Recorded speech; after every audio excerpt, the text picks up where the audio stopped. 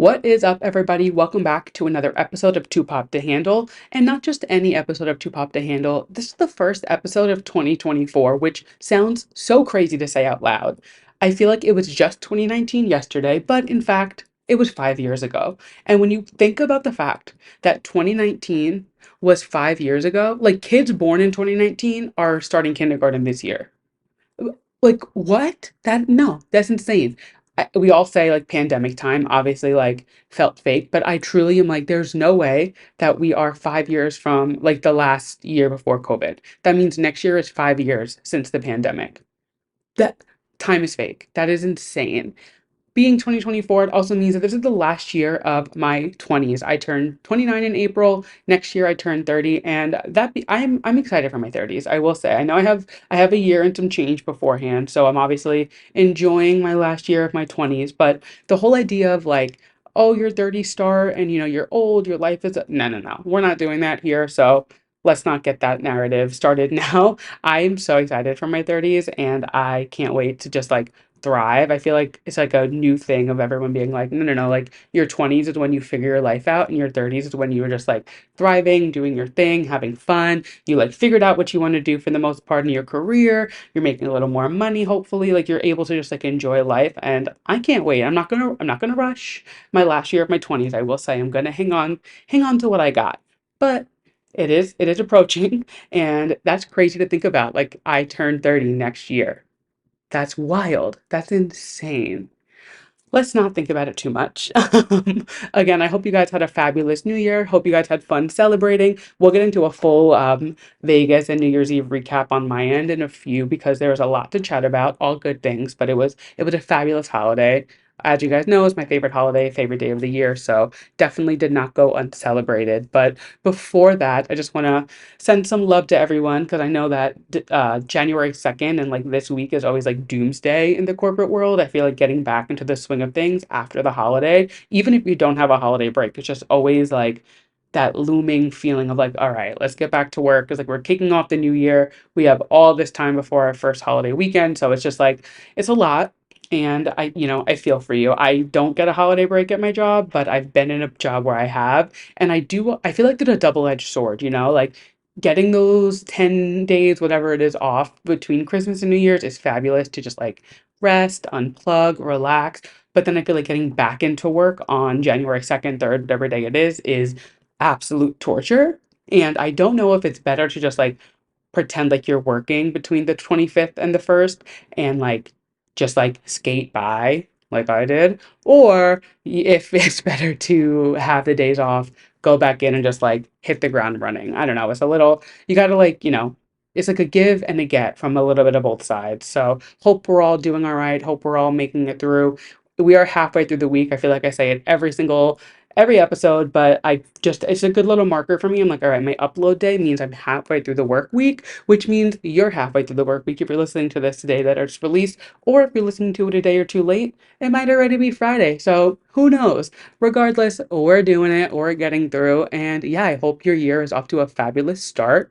With that, I will say next week's episode is going to be one day delayed, so it'll be out on Thursday instead of Wednesday, but it is not it's for good reason. On Monday night, I'm going to see Dan Levy at the 92Y, which is a theater in New York. He's doing a screening of his new movie, Good Grief, which I'm so excited to see. I'm a huge Dan Levy fan. He's one of my like heroes who I kind of look up to. I just love his writing style. I love his work ethic. I love everything he does. Just Creek is probably like my top three favorite shows of all time. So super stoked for that. It's like a conversation and a viewing. So we'll recap that next week.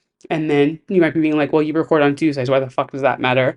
Tuesday night, I got Thomas and I tickets to go see Jessica Kirson, who's a hilarious comedian. We're going to see her at the New York Comedy Club, and that's Tuesday night. So I can't record on Monday because I'm going to see Dan.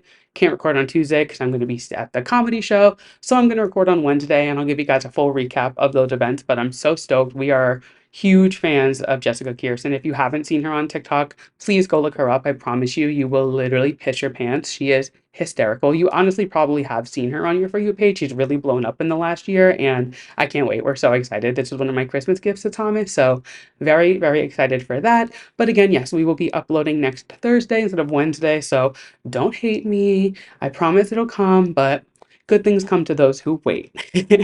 And like I said, we have a full Vegas trip recap. And to my surprise, I actually have a lot to talk about. I was worried that this week there would be not too much because, again, the holiday weeks usually not too much happens pop culture wise, but we got some things to talk about. So I am very excited. But before we hop into our pop culture things, I'm going to talk about my second favorite thing to pop culture, myself. So, as I said last week, Thomas and I headed to the West Coast for New Year's Eve. We went to Vegas Friday through Monday. So, what was that, the 30th or the 29th through the 1st? What a fabulous weekend. Oh my God. We went to go see Kelly Clarkson at her Vegas residency, which we actually won tickets from her show, which was really, really cool to be able to go. We got flights and tickets from her. So it was like part of the trip was basically free, which was obviously just like a win. We gambled, we ate, we partied, we drank, we saw drag shows, we saw Kelly. Like we just had the best time. So we got there on Friday night. We got landed 5 p.m.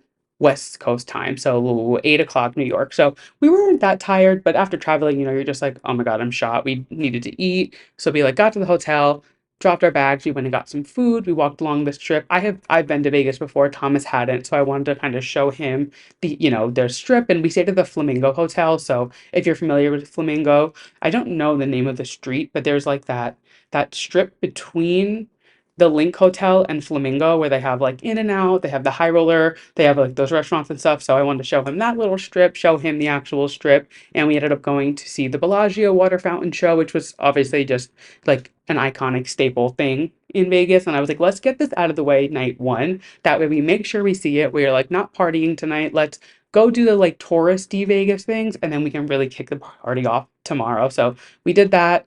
We got some drinks, just like hung out really low key. We went to bed relatively early Friday night, and then Saturday morning we woke up and we had no hot water in our hotel. So that was fun. We had to figure that out, but you know what? You can't rain on my parade. So we headed over to the Cosmopolitan Hotel because we were both dying to try Egg Slut, which is a fancy egg sandwich restaurant essentially.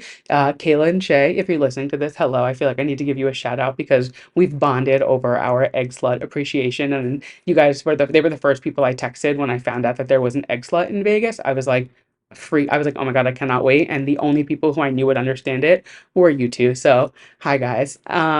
It was worth the wait. It was like a 20-30 minute wait. So I will say if you're going, prepare for a little bit of a wait, but the wait is not as long as you expect. The line wrapped around the hallway. We waited anyway, and we had our food within 20-30 minutes. So really not bad. And it was so delicious. I have been dreaming about that egg sandwich literally since I had it. I wish I could have it every single day of my life, but I understand that if I had it every day, it wouldn't be as special. So it'll just be a West Coast thing. But if you're ever in an area where they have an egg slut, please, I don't care how long you have to wait, how long you have to travel, it's worth it. It was 10 out of 10 delicious. So we did that. We went back to our hotel, finally got to shower, and then we decided let's do what Vegas does best and gamble. So we went to CVS. Oh my God, I almost said open carry. That is so bad. Open container is illegal. Open container drinking is legal in Vegas, not open carry. So we went to CVS and we got a pack of high noons and we just hit the casino. We went down and we just started doing our thing. I neither of us had gambled before, like never in our lives. So it was new to both of us. So we definitely didn't know what we were doing at first. Still don't really know what we were doing, but it got to a point where I could like press the button and the pretty lights would go off. So I knew I was doing something right. It was a blast. We had so much fun gambling, honestly. We got really wasted, gambled a lot. I think by the end of Saturday, we had both broken even, maybe, or like been just a little bit under. Like it wasn't anything too crazy. So we gambled literally all day Saturday and it was so much fun. Then we headed to In and Out for dinner. I had had it before, Thomas hadn't. Delicious. I mean, I still think Shake Shack is superior, but I digress. We got In and Out, went back to the hotel room, freshened up, and then we headed over to Planet Hollywood, which is where Kelly was performing.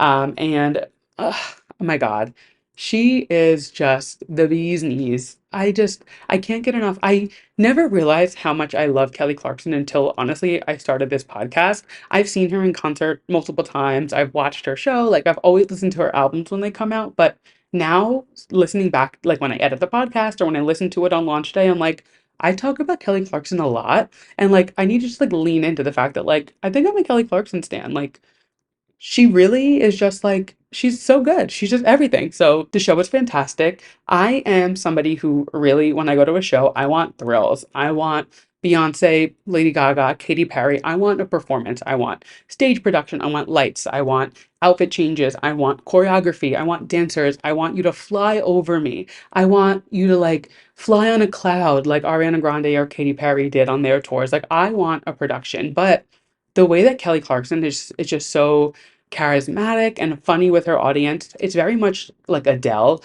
where Adele can just stand on stage and talk to the audience, and the two of them are hysterical. The two of them are so talented that I don't need the thrills with them. Not to say that any of those artists I just named need the thrills to be talented, but you know what I'm saying. Like, they're just not that kind of performer, and normally I'd be bored. Like, I can't do like an Ed Sheeran. I can't do like I can't do like an artist who just stands on stage typically and like doesn't do much, but Kelly, Adele, they're like two of my exceptions where I'm like I could just watch you stand on stage and like be content with you singing because you're just you got it. You either got it or you don't. What can I say?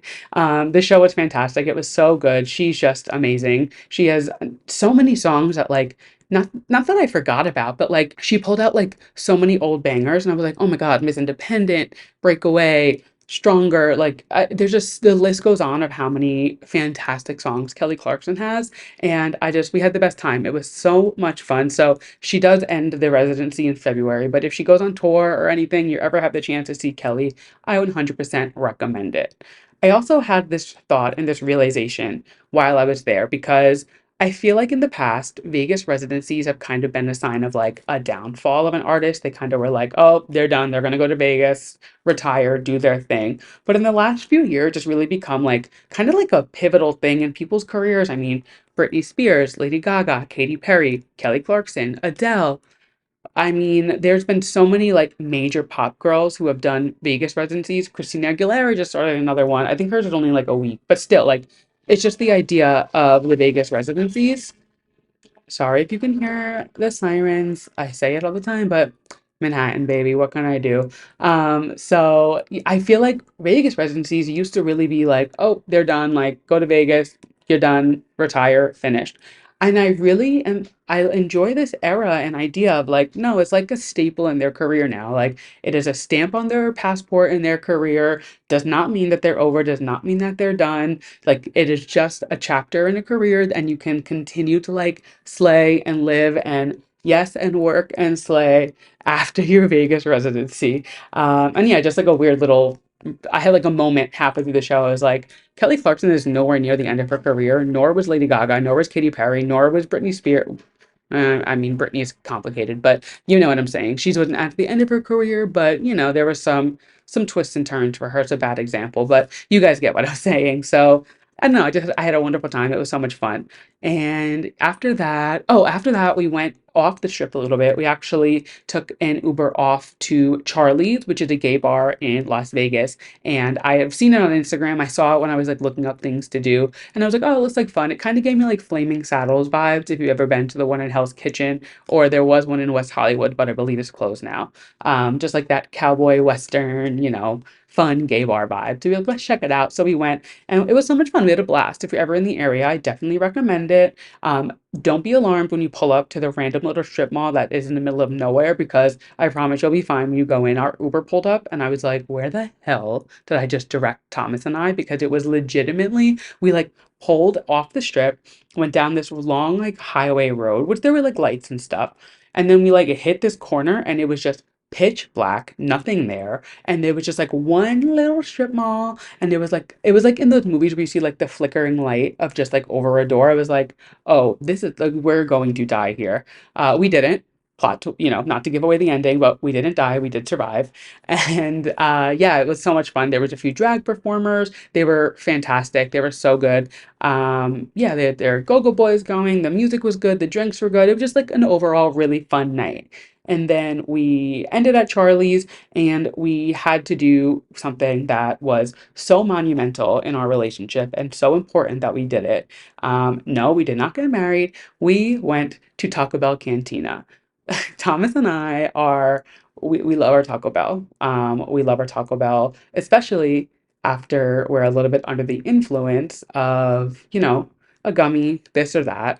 And a gummy was had, and so was Taco Bell. So we hopped in an Uber, went to Taco Bell Cantina, and it was the most overstimulating place I have ever been in my life, and I loved every single second of it. It was also the most delicious Taco Bell I've ever had because I think it's just like they were making it fresh. You could tell it was like made to order. It was delicious. I know it's just Taco Bell, but we take this very seriously in this apartment to like for the two of us to have this and be like blown away by Taco Bell. It was worth it. If you're ever considering it while you're in Vegas, it's a must. I also got a cherry slushy margarita, which if you know me, I do not do frozen drinks, but I felt like I had to while I was in Vegas. So I'm like a big no frozen drink person. I've like sent drinks back at bars because they heard me wrong and gave me a frozen one. They hurt my teeth. I don't like how like cold and I don't know. It's just like not my thing. But when in Taco Bell, you have to do what you have to do. So we got a frozen cherry margarita and it was delish. And then we ventured our way back, and to our surprise, we thought we could cut through Planet Hollywood to get to the Paris hotel because it was actually freezing in Vegas. We were so cold. So we were trying to like cut through hotels to see how we could get down the strip without being outside. And for some reason, because we thought that you could get from Planet Hollywood to Paris, you couldn't.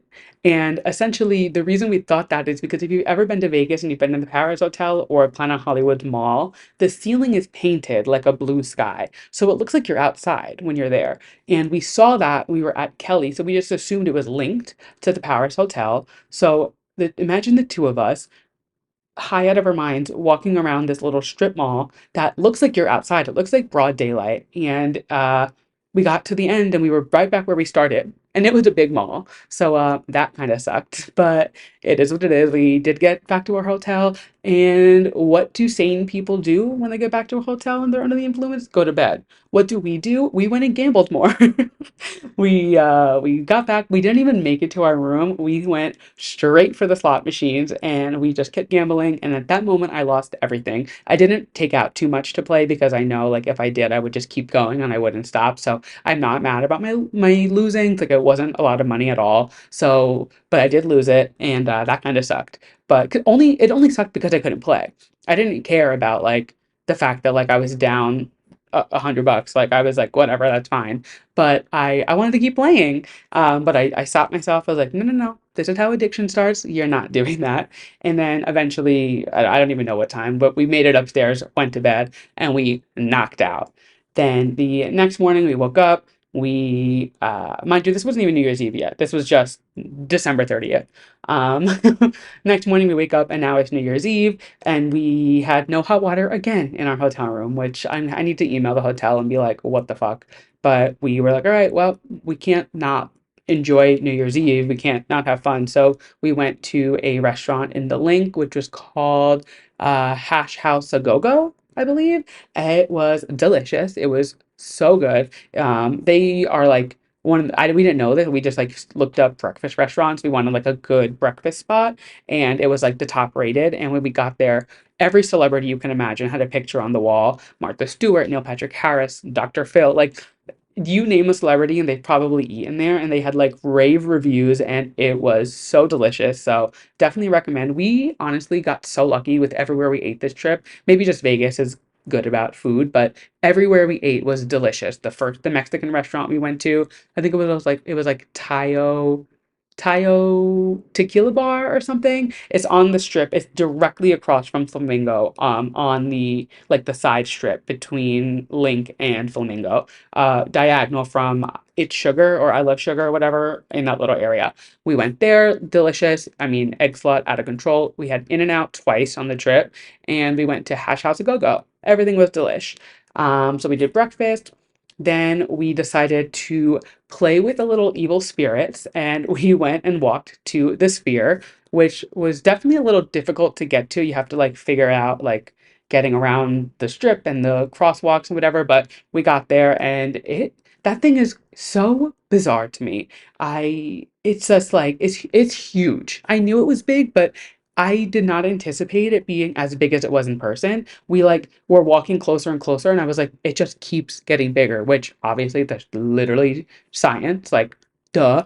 But like I was like, what the hell? So we ended up being able to cross into the parking lot where you can like go into it. We didn't go in for a show or anything, but yeah, they do like I think they do like planetarium type shows for the most part. It's like space or something. I don't know honestly, but definitely cool to just see, and it was fun to like see it change throughout the day. We could see it from our hotel room window, which was cool. We could like check it in the morning and see like we saw the face, we saw when it was the globe, like we saw a few different designs on it. So definitely cool to see. I don't know if it's like something you need to do, but we had no hot water in our room and we had nothing else to do well because we couldn't get ready. So we were like, fuck it, let's go see the sphere. So we went to see it, and that was a lot of fun. It was cool. Um, then our room was finally good. We could shower. So we hopped in the shower, got ready, and we gambled some more. I did take out a little more money, only $50, so it wasn't crazy. I was very strict with myself. I was like, I am not breaking the bank to play a little light up machine. So I'm proud of myself on that. But so we went back, we played some more. I lost everything. Thomas left with a little bit. I don't know if he broke even exactly, but I think he was like just under. So again, we didn't go crazy. Like the we were going to cash in our winnings, and oh, by the way, we were wasted at this point. We went to the bar to get happy hour margaritas because we went the night before. I totally forgot. We got margaritas the night before, and they were like normal 16-ounce margaritas, delicious. It was in our hotel. They were 2 for 1. So we are like, cool. We go back on Sunday, New Year's Eve. They were the size of not even just my head. They were like the size of my head to like my nipple. They were huge. Like if you go to like New Orleans and you see like those giant drinks that they get, that's what they handed us. 2 for 1, mind you. It was insane. So we drank that and we were both off our ass. So we go back, we're gambling, doing our thing. Again, I lost, but whatever. It was I just had a blast. It was like I get why people love to gamble because it is just fun. Like you literally don't know what's gonna happen and you're just like, fuck it, let's have fun. Loved it. I'm trying to think. Yeah, we gambled and then we gambled, then we went back up to the room and chilled for a little bit because we had tickets to a drag bar that night that had like an open bar situation. So we went upstairs for like an hour or so and we just kind of relaxed and chugged a liquid IV, had some water, and then we headed to Queens, Las Vegas, it's called, which is again a little bit off the strip. It's on the strip, but it's like not on the main strip. So you have to go a little far for it. It's actually right next door to the Little White Chapel, which is like the famous chapel that everybody gets married at. Courtney and Travis, uh, Chris Appleton and Lucas, I can't think of his last name, they got married there. Just like the wedding chapel that everybody goes to. So I was like a little bit starstruck seeing it. I was like, wait, this is like an iconic place. And it was legitimately right next to where we were. So that was cool just to see that. Um, so we went in there and it was fun. We had a really good time. It was definitely like low key vibes at first. We got there at 8 when the open bar started. So yeah, we go there and it was like in the night, it was like a restaurant, like bar kind of thing. And it was fun. We were like hanging out. They were passing around food, which is included in the open bar. So we did that. And then 11 o'clock hit and they're like, all right, guys, the nightclub is open, which we didn't even know was a thing that was happening. And they direct us down this hallway that had like these really cool lights in it. And we walk in to a full nightclub, lasers, smoke, go-go boys, drag queens, disco ball. It was crazy. No idea it was even back there. Like you wouldn't have known it was there unless like you had been there. And oh my God, it was so much fun. They like opened the doors, we went in, and again, the music was so good. It was just like everybody was dancing, such a good time. And we had such a blast. Like everything we'd want in a gay New Year's. It was perfect, so much fun. So we hung out there for a bit, probably till like 12:30-ish. And then I was like, I gotta go. I was like, I am so far gone that like I need to just like not be in a nightclub. I was like, I can keep going somewhere else, but I cannot be in a nightclub. So we dipped, got we got on the bus because we thought it was going the right way and it was not. And it took us so far out of the way. But the bus driver was like, oh no, stay on the bus. Like, you'll get back. Don't worry. It just wasn't happening. And we were just, it was, no, no, no. Like, it was a lot. So we were on the bus for like 30 minutes to try and get back because the buses were free. So we were like, fuck it, let's save some money and get on the bus. Never get on the bus. Just call the Uber. Pay the Uber, you'll be fine. We ended up taking it like 6 stops before we were like, all right, we got to get off. Called an Uber. We were able to get it. He brought us back. We were good to go. We thought the night was over, but nope, we were dragged right back to the casino and we gambled a little bit more. I did not play. Like I said, I didn't have any money, so I did stay true to my word, but I did get me some Auntie Anne pretzels and I sat my pretty ass down next to Thomas's machine, ate my pretzels, and he kept gambling, and that was our New Year's Eve. It was fabulous. We went to bed probably like 2:30, I want to say 2:30, like 2:30. We stumbled up. I looked at him. I was like, babe, I'm so sorry. I was like, you can stay. I need to go to bed. He was like, no, no, no. I need to stop. And we both agreed. We went up, went to bed, and knocked out. I like fell asleep in my clothes. I had my glasses on. Like I was. One thing about me is, I'm like toasted when I fall asleep with either my shoes, my jeans, my glasses, like any combination of the three. If I can't even take my glasses off, like that's a telltale sign. There was multiple nights where Thomas has literally we've gotten home to our apartment and I've fallen asleep on the couch, full clothes, Doc Martens, jeans, like my going out shirt, my glasses, and just passed out. I did change, but I did fall asleep with my glasses on. So again, telltale sign that I am rickety wrecked. And that's just like a sign of a good New Year's, I think. So that was New Year's, and we flew home on Monday, which was, normal flight. We got home like 9, no, like 10:30, and now we are here. So that was Vegas. It was fabulous. I absolutely loved it, and I'm like, I want to go back. I had so much fun. Tying in New Year's and kind of moving into our pop culture topics for the episode. New Year's Eve, obviously, Andy Cohen and Anderson Cooper host. They do it every year, and thank God they let them drink again this year. They didn't let them drink in 2022 because I got a little crazy 2021. Which like honestly, like duh, it was right after the pandemic. Like I didn't blame them, but they let them drink again this year, and it's just fun to watch them because it's what I feel like me and like my friends are like just dumb and silly and like laughing at everything. Like they are literally just like girls being girls on did just happen to be on CNN, like broadcasting to millions of people counting down to New Year's. But I feel like Andy and Anderson have that like fun repertoire with each other where they can like bounce off of each other so well and just they're just so fun. So we watched, like I said, when we went back to the hotel room, we watched a little bit of that. I think it was so funny the way that Anderson Cooper could not stop laughing at John Mayer being in the cat cafe. Like he literally had to excuse himself off the camera for a second because he was laughing so hard. That was hysterical. I loved seeing Bowen and Matt come on with them and just like chat. Also, Andy being like, "Oh, pass around party bottom" on CNN. Well, who's like what? Maybe it is better that they don't drink. No, I'm just kidding. But like they are just unhinged. I loved it. It was so fun. So they were fun. I didn't watch these live, but I did catch them the next day. I mean, my girl Renee Rapp absolutely slayed. She looked stunning. She brought out Coco Jones. She did two songs. She did Talk Too Much, and then Tummy Hurt and Coco Jones came out for her verse. They both looked gorgeous. So good. Megan the Stallion. I mean, there's something about me is I'm gay as they come. There's not much that like really I'm like, oh my God, about like like I think women are beautiful, whatever, but like I'm never like to a point where I'm like, maybe I would turn Megan the Stallion. It's like I think that's somebody who would turn me. Every time I see her, I'm like, I get it. Like I understand why straight men and lesbians like women. Because like have you seen Megan the Stallion?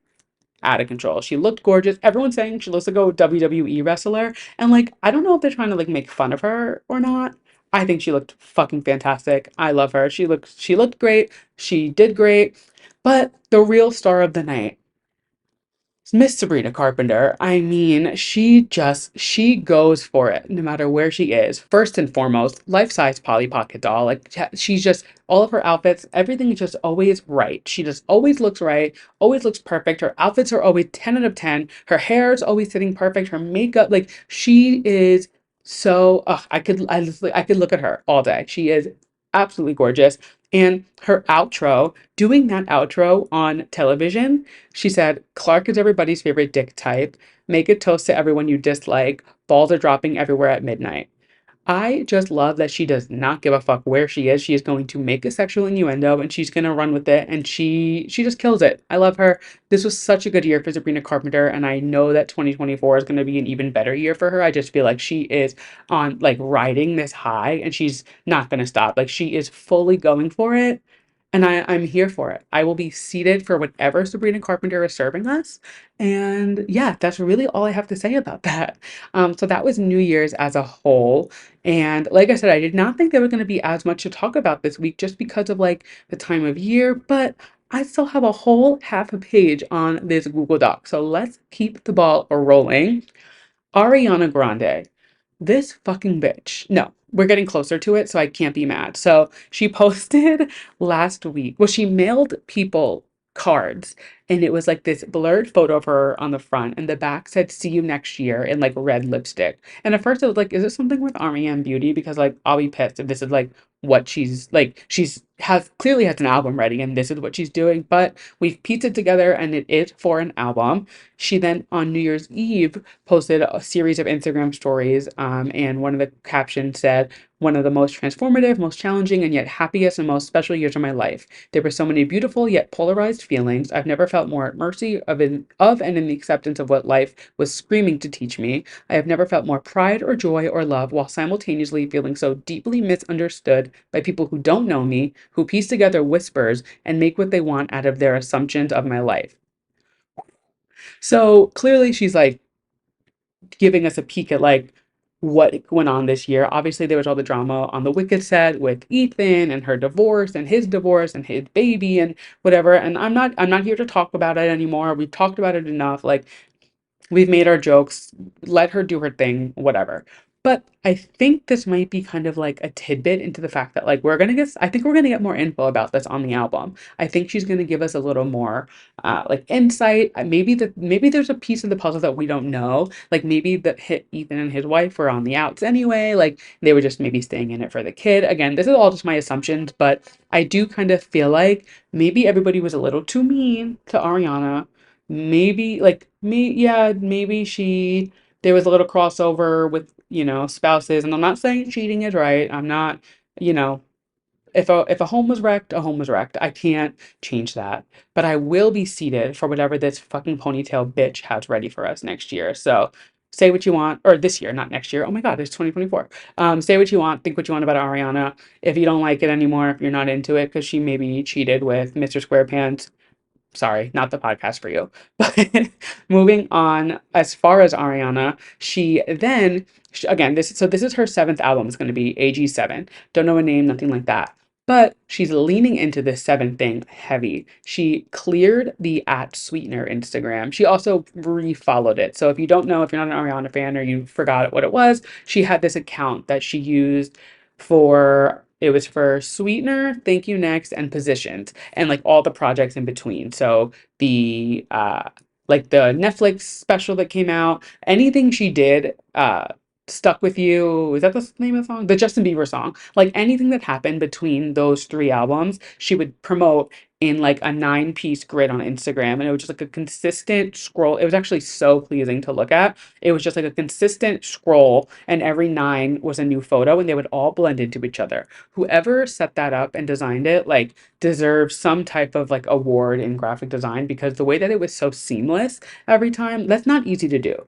Not an easy thing to keep like an Instagram feed completely lined up. And they did it so flawlessly, but that's not the point, what I'm saying. She unfollowed it a while ago after like the eras were ending, and she refollowed it this week, cleared the entire feed, which kind of hurts because I know that there was so much work that went into that feed, completely cleared it. And then that was at 7 a.m. And then that night at 7 p.m., her like official fan club Instagram or Twitter, excuse me, I forget which account it was, changed their link in bio to a pre-save link for AG7 or for updates for it. And then she posted it this morning or last night at 7 p.m. So she's doing this thing with like seven. So it's either 7 a.m., 7 p.m.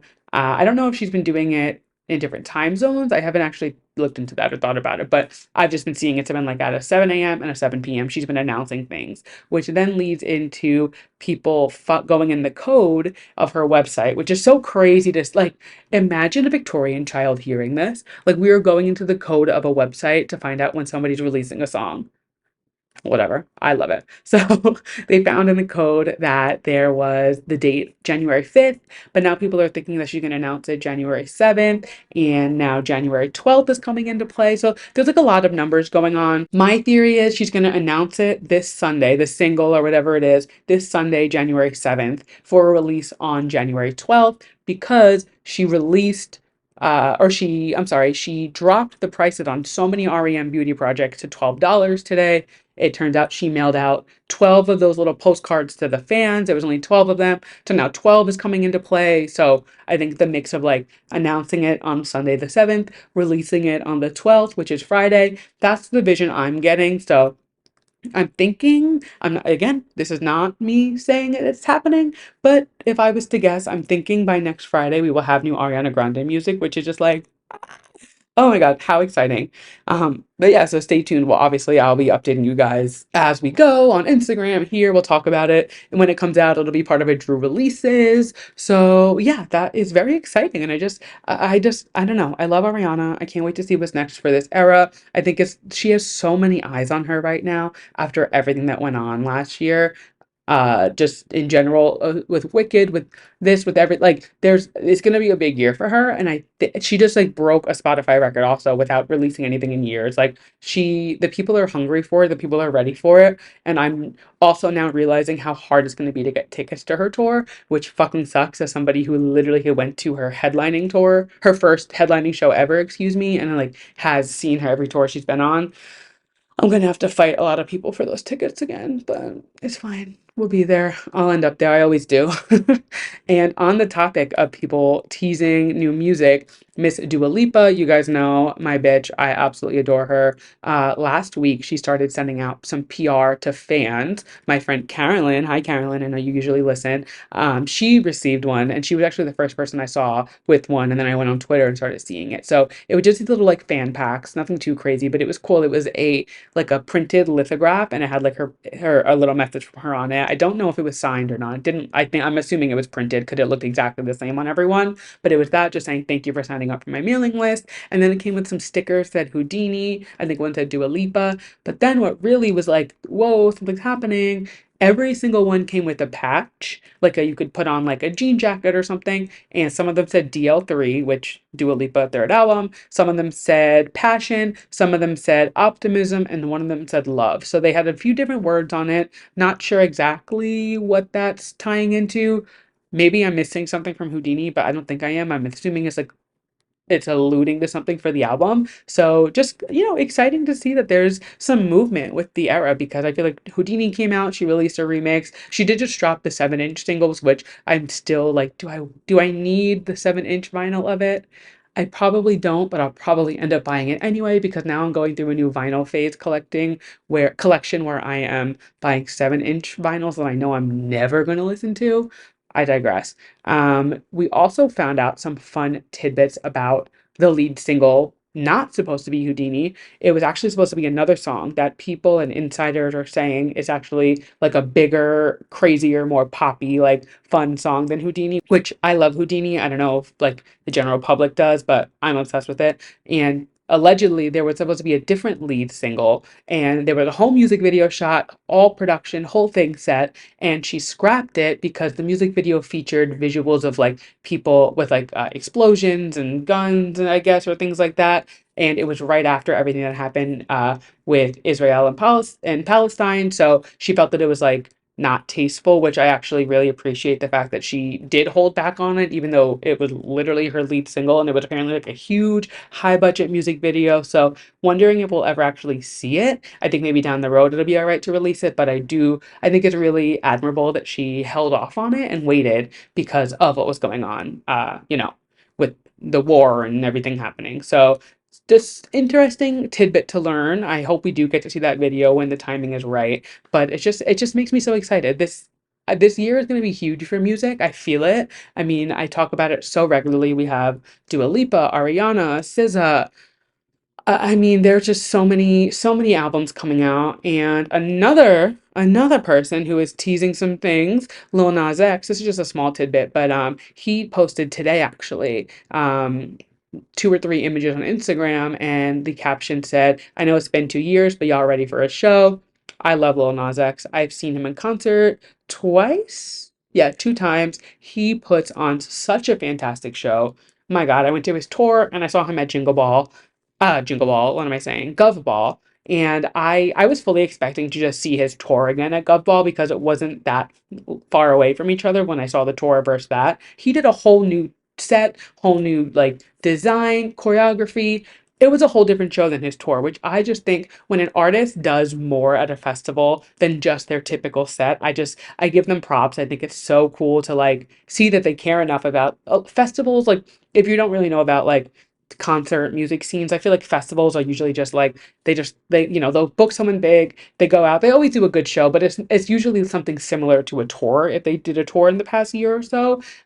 Example, Ariana's Coachella performance was literally the Sweetener tour just on the Coachella stage, which I guess, sure, if you don't want to reinvent anything, but like, I think it's really admirable when an artist will take a completely different creative spin at a festival, even if it's not on their tour route, and just like go with it. So he is fantastic. I'm so excited for a new era from him. I loved Montero, the album. It was so, so good. So just like another exciting thing to look forward to this year. This year it's shaping out to just be so fabulous for gay people who love pop music, like me.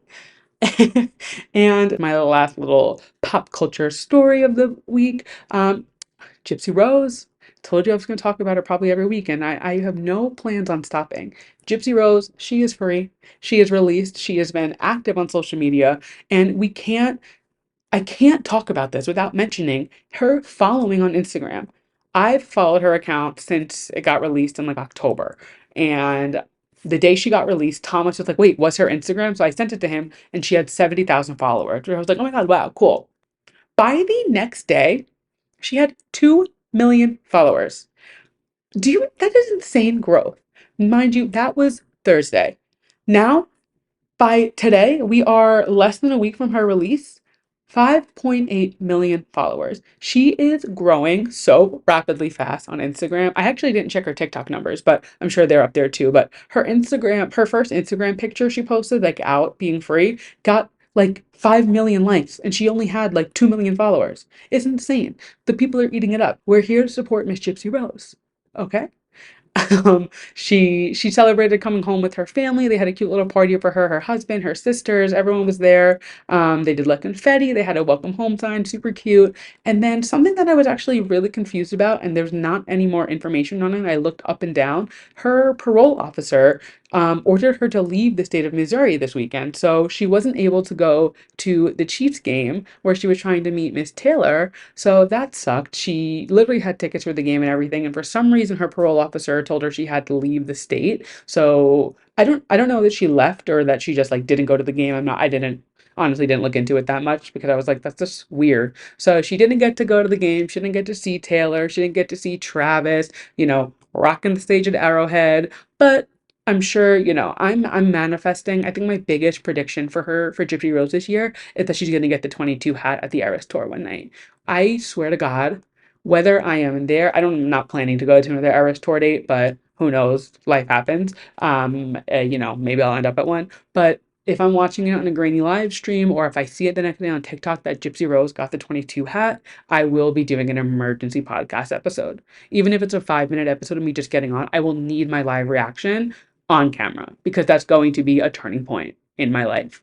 And I think that is the perfect way to end the show and segue into our yes and mess of the week. So if you're new here, every week I end the show with my yes and my mess of the week. Yes being something I'm loving, mess being something I'm not loving so much. And my yes is something. This is niche. This is something I don't know that everyone's gonna be like understand it. I don't know if everyone's gonna see it, but this hit my For You page literally this morning and I instantly switched my yes. I was like, I'm obsessed with this. There is a Phineas and Ferb musical that has been put on by two girls. It was their senior project. Their names are Mia and Val. They, it's so crazy to be saying this. So I read through the program. This is how deep in I got. They apparently bonded their sophomore year about Phineas and Ferb, the song Little Brother. I guess they bonded over it because they're both big sisters. And now it is their senior year and they have put together, written, produced, choreographed, directed an entire Phineas and Ferb musical. Now, as somebody who was not only a theater kid in high school and middle school, actually, I was a theater kid all throughout my life. What am I talking about? I was literally my first show I was ever in was in fourth grade, and I did shows all throughout high school. So here's me trying to be like, I was only a theater kid. No, I was fucking far up the theater kid ass. So, as a long-term theater kid, as a Disney Channel kid, this was everything to me. They did all of the like Phineas and Ferb songs. I the when I scrolled upon this on my For You page, I was like, "Oh, this is cute. This is funny."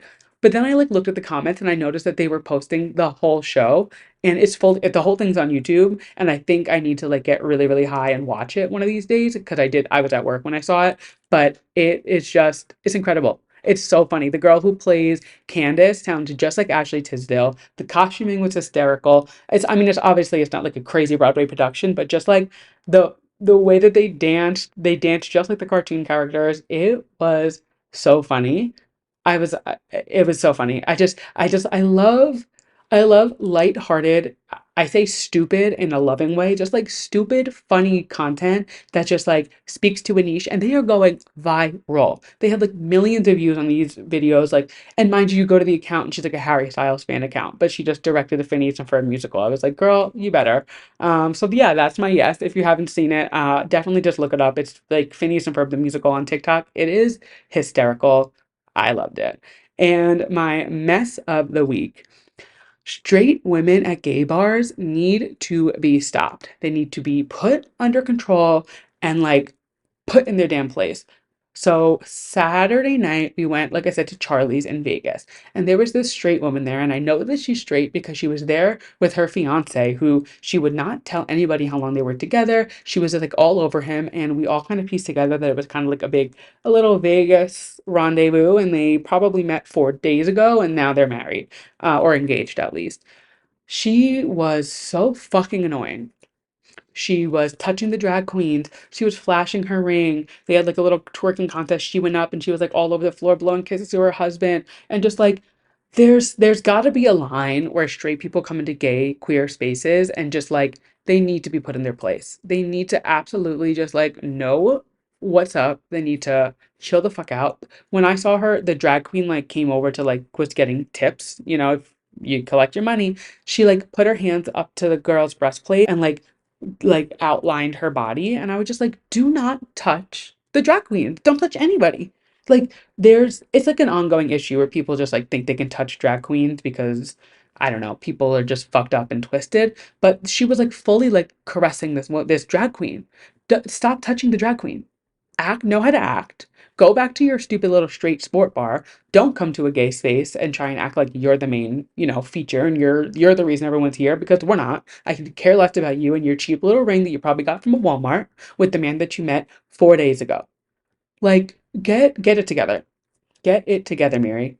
Because it was not it. And it did not ruin my night. I will say, like, I'm talking about it now and I'm getting heated, but it didn't ruin my night because I was like, I'm in Vegas, I'm gonna have fun. And if you put a drag queen in front of me, like I'm gonna live my best life. But the way that she was just like making it all about her, I was like, girl, there are three drag performers here and three half-naked men dancing around. You think any of these queer faggots in here are looking at you and your stupid little ring? No, we weren't. So that's my mess. You guys just. And if you are a straight person who goes to a queer space and you respect everything, thank you.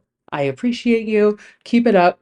Put these bitches in place because if a gay man does it, it's gonna get ugly. So if you guys can just like talk to your sisters, your straight sisters from a woman to a woman, like just like get them in check because like stop touching drag queens, stop coming to queer spaces and making it about you. We have queer spaces so we can be queer and be us. Either come and be respectful or just fucking go to your local like Applebee's and have like $1 margarita there because that's where your people are. And that's the end of the show. Thank you guys so much for listening. Thank you guys for tuning in. Again, happy new year to everybody. I hope you guys are having a wonderful year so far. If you're not already, follow us on social media. We are on TikTok, Twitter, Instagram, YouTube. We are just at 2pop to handle. If you're watching this on YouTube, make sure you hit that like button, hit the subscribe button, hit that little bell so you know when I'm uploading every week. If you're listening to us at a podcast, so the Apple Podcast, Spotify, iHeartRadio, wherever you get get your podcast, make sure you give us a 5-star review, leave us a little rating, tell us what you're thinking, hit that subscribe button as well so you know you're always notified when we have a new episode. And you guys know the drill. Do your homework. Send this episode to one person. If everyone who's listening sends it to one person, I'll double in listeners. It's simple math. We don't do complicated math here. It's simple. 1 + 1 is 2. Double my listeners. Bye.